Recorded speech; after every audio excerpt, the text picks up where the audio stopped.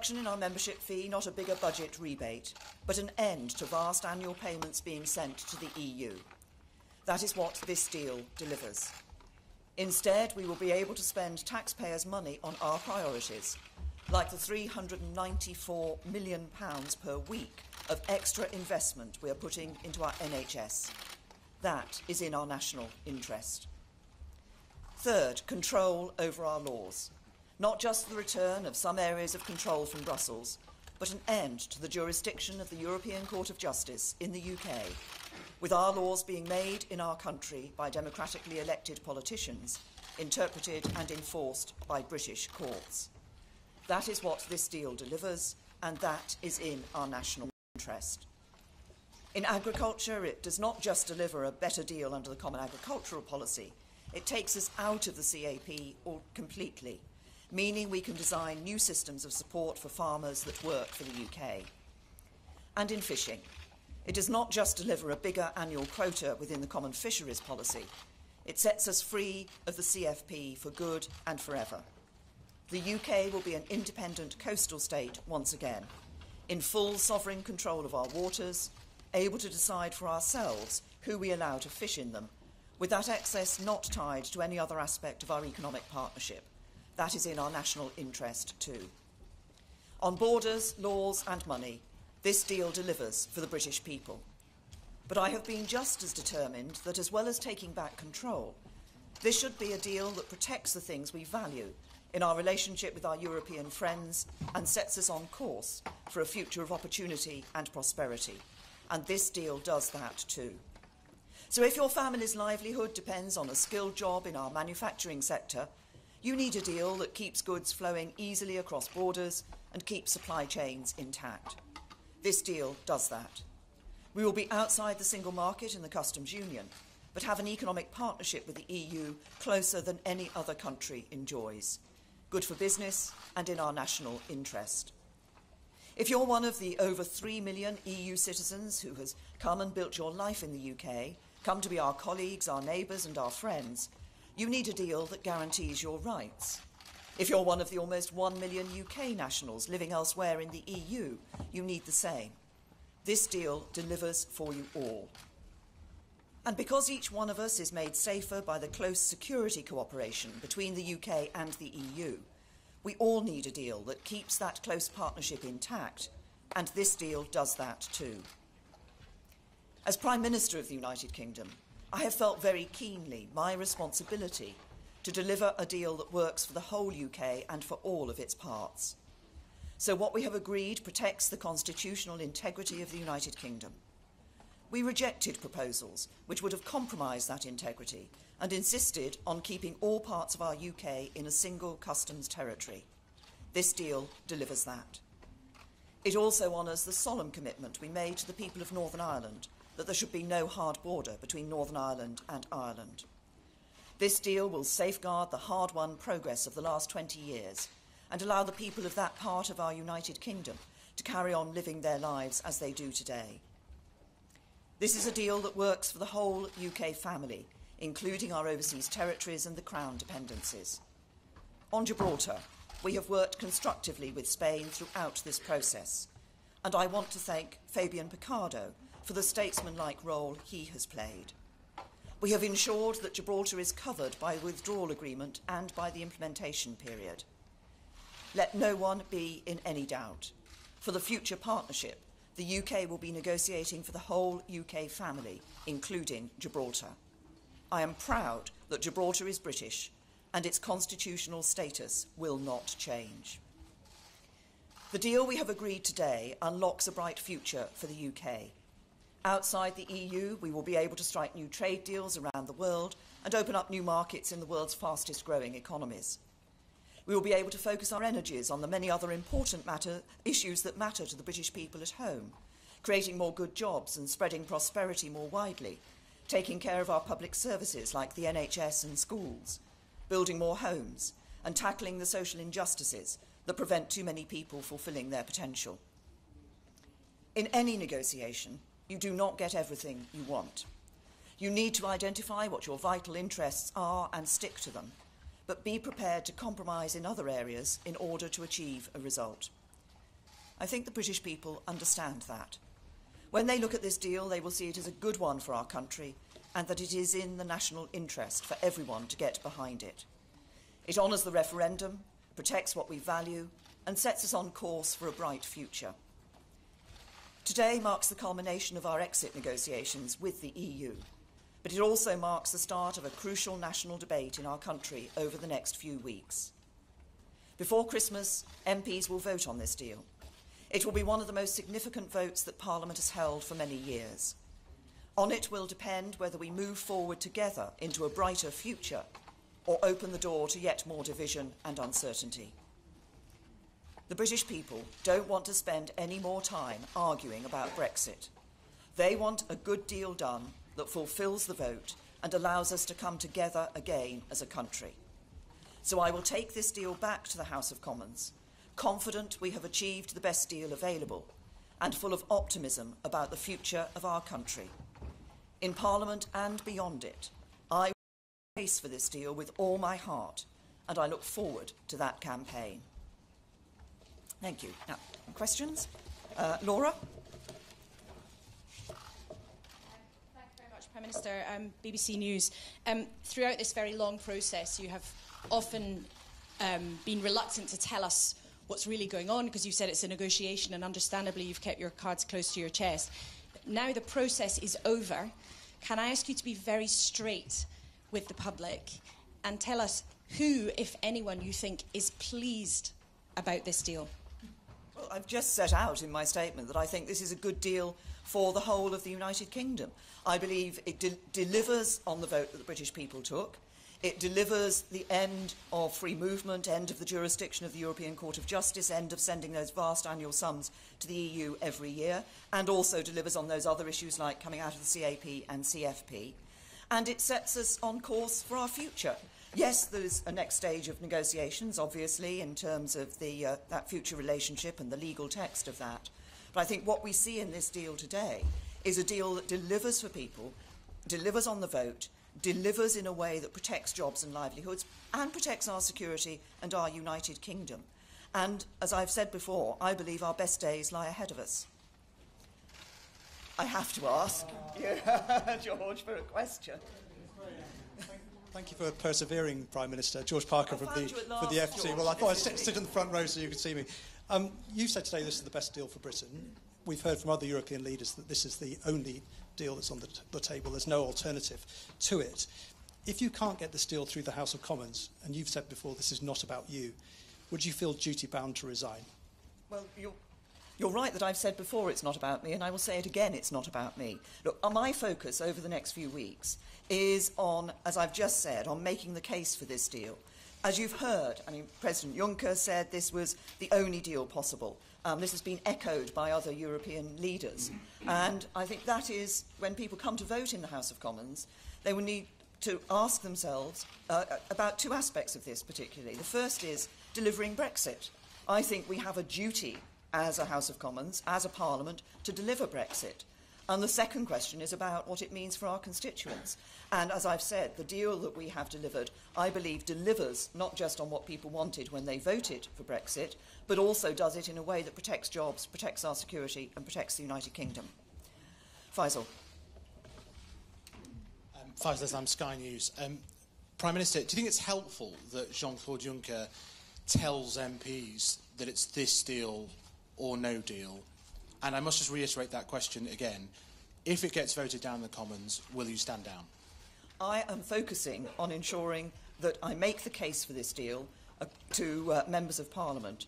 And I think the point that Jean-Claude Juncker was making, and that's been reiterated by others, was that if people think somehow there's another negotiation to be done, that's not the case. This is the deal. It's the result of what has been tough and difficult negotiations over a significant period of time. And as has been said, this is the deal that is on the table. This is the best possible deal. It's the only possible deal. James. Prime Minister, you are appealing today to the British people over the heads of Westminster, but only MPs have a vote. Why don't you take your strategy to its logical conclusion, give the people a vote on your deal, and if they do back you, you're home and dry? you probably won't be surprised at the answer I'm going to give to that question, James. Look, Parliament decided that the choice as to whether we should leave the European Union or remain in it was for the British people. We overwhelmingly voted in Parliament to give the British people that vote. They made their choice, they have delivered their vote, and I believe it is a matter of trust in politicians that we now deliver on the result of that vote. Tom. Thank you, Prime Minister. Tom Newton-Dunn from The Sun. Can you rule out now attaching any conditions to the deal at the meaningful vote, especially attaching a second referendum to your offer to Parliament, because that's what some Tory MPs are asking for this morning? And secondly, can you also rule out forming a government of national unity if the deal fails? Well, first of all, on the second referendum, I'm clear, as I've just said in answer to James, that I believe there should not be that second referendum. We gave the choice to the British people. They voted to leave the European Union. I think we should now deliver on that. And as I've said before in the House of Commons, I think if you ask members of the public whether they want what they would expect Parliament to vote on when they're voting on the deal, they would expect Parliament to vote on the deal as it is presented. And again, I'm focusing on making the case, on taking the arguments in favour of this deal to Parliament, but also in making the case to the British people. And I think from most people in the United Kingdom, they want a deal done, and they want us to get on with focusing more clearly on the issues that matter to them day to day. Jason. Jason Groves from the Daily Mail. Jeremy Hunt's been on the TV this morning saying it's not possible to rule out the collapse of the government if the meaningful vote is lost. He's right, isn't he? My focus is on making sure that when members of Parliament come to look at this deal, they recognise the importance of delivering Brexit. I think this is crucial. What the British people want is for us to deliver on the vote, but to do it in a way that ensures that we leave the European Union in a smooth and orderly way and that protects their jobs. That's what this deal delivers. Not backing this deal will take us back to more division, to more uncertainty. I believe, actually, it's a time for our country, for the United Kingdom, to move on. We've got the best deal available. It's the only possible deal, as has been reiterated today. Yes. Heather Stewart from The Guardian. You've talked about moving beyond Brexit to your domestic priorities and other issues the voters are keen to focus on. Barely a day goes by at the moment without stories about cabinet ministers or MPs making sort of strongly worded comments about this deal. You've had several of your own MPs calling for a vote of no confidence. Wouldn't it be understandable if the public concluded that your party is just too divided to govern, even if this deal gets through? No, what we are doing as a party in government is not only doing what the British people asked us to do, negotiating a Brexit deal. As I've said, I believe this is the best possible deal available. I believe it is a good deal for the United Kingdom because it delivers on the vote and does it in a way that protects jobs and security and protects the integrity of the United Kingdom. But, of course, alongside that, we have actually been doing quite a lot in relation to other issues that do matter to people. I referenced in my statement just now our significant commitment to the National Health Service, a long-term plan for the National Health Service, a multi-year funding settlement for the National Health Service, that £394 million extra a week going into the National Health Service. Those are exactly the sort of priorities that the British people want to see us focusing on. Harry? Channel 4 News. You're obviously very clear you want to win that vote, but can you categorically rule out that you won't be back here in Brussels in just under 3 weeks asking for some concessions? There must be, if you want to avoid division and uncertainty, the other side of a defeat, there must be a plan B. You're not telling us that there is just a void, a black hole, nothing on the other side of defeat, are you? Well, I think you've heard today what has been said by the Commission and by other European leaders, that this deal is the result of significant, tough, difficult negotiations over a period of time. It is Jean-Claude Juncker's phrases were the best possible deal and the only deal possible. I want to deliver Brexit for the British people. This is a good deal that delivers Brexit for the British people, and I hope every member of Parliament will see that and see the importance of that.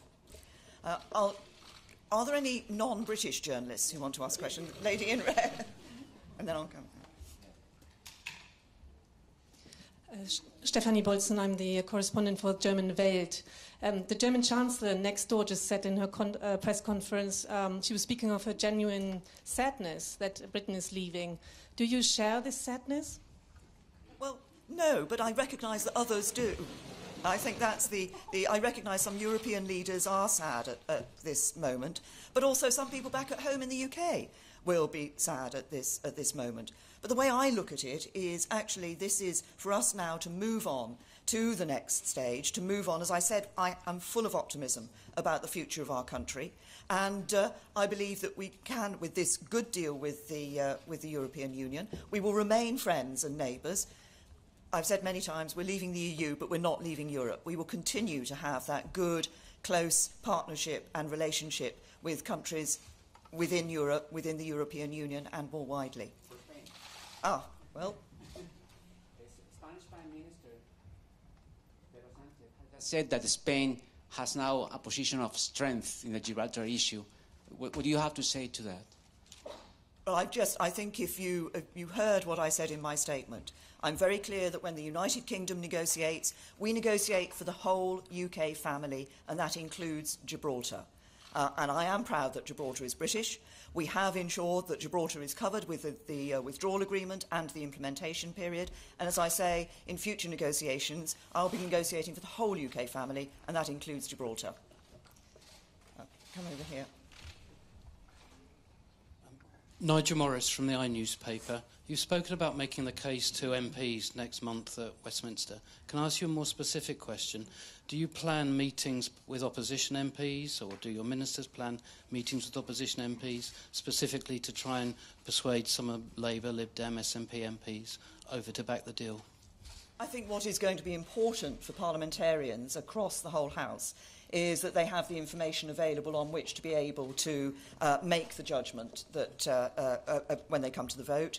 And we will be, as a government, we will be publishing, obviously, analysis that we've undertaken to publish previously to give that information to members of Parliament. As I've said before and said again today here, I believe when it comes to it, MPs will be thinking about the need to deliver on the vote for the British people and will be thinking about the impact of this deal on their constituents. And I think their constituents want to ensure that their jobs and livelihoods are protected, and that's what this deal does. I'll take a couple more. I'll take Mesa. Thank you, Prime Minister. Mesa Hall from the Daily Express. Some of your MPs and ministers want a plan B that involves the Norway option of staying in the single market. Given that you've said that that would be a betrayal of the referendum vote, is that something that you would rule out under your premiership? I'm clear that we have negotiated the best possible deal available. And crucially, it is a deal that delivers on the vote. And I think this is so important to me. The people voted for Brexit, and I believe it's right for, it's in a sense a duty for their politicians who ask them to make that choice to then deliver on that choice. This is a deal that delivers that, because what people want to see is an end to free movement. They want to see an end to the jurisdiction of the European Court of Justice. They want to see an end to those vast annual sums of money being given to Europe to the EU every year. And that's what this deal delivers for them. I'll take Gordon. Thank you. Gordon Rayner from the Daily Telegraph. Prime Minister, you've said today a lot of the things that you've said are very well-rehearsed arguments. We're taking back control of borders, law, money. These are arguments that have been going on for months now. Has anything changed today? And what is the one thing that you will be saying to those 90-odd Tory MPs who have said they're going to vote against this deal? What's the one thing you're going to say to them to try and convince them that they should back your deal after today? Well, I have spoken before about taking back control of our money, laws and borders, and that's because that's what I believe underlay people's vote to leave the European Union. And it's important that we deliver that on people, for people. And when you ask me what I will be saying to MPs, what I'll be saying to MPs across the whole House is we have that duty to deliver on Brexit. This is a deal which delivers on Brexit, but it does it in a way which ensures that we're protecting the United Kingdom, we're protecting the jobs and livelihoods of constituents up and down the country, and we protect our security. This is a deal that is good for the whole of the UK. Thank you.